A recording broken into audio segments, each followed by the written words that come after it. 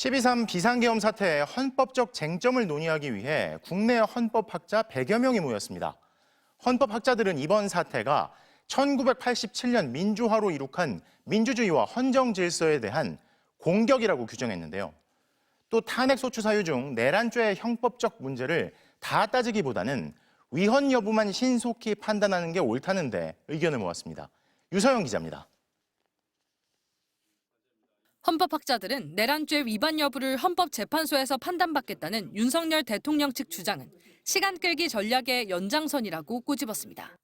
내란죄에 대해서 헌법재판소가 판단에 집중을 하게 되면 이제 형사재판에 적용되는 그러한 엄밀한 증거법칙이라든지 혹은 고도 입증 책임 이런 것들을 자꾸 끄집어내겠죠.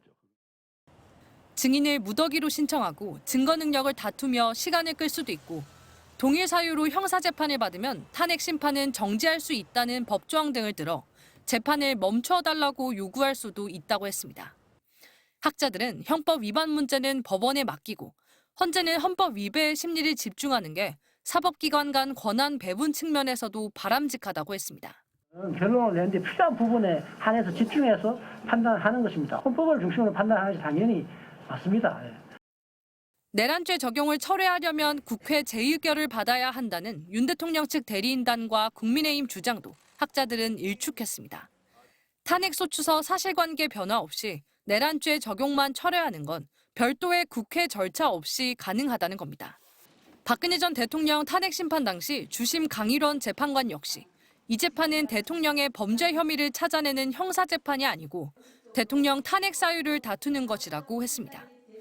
파면 결정문에서도 재판부는 국회 소추 의결서 분류 체계에 구속되지 않고 헌재가 직접 판단한다고 강조하기도 했습니다.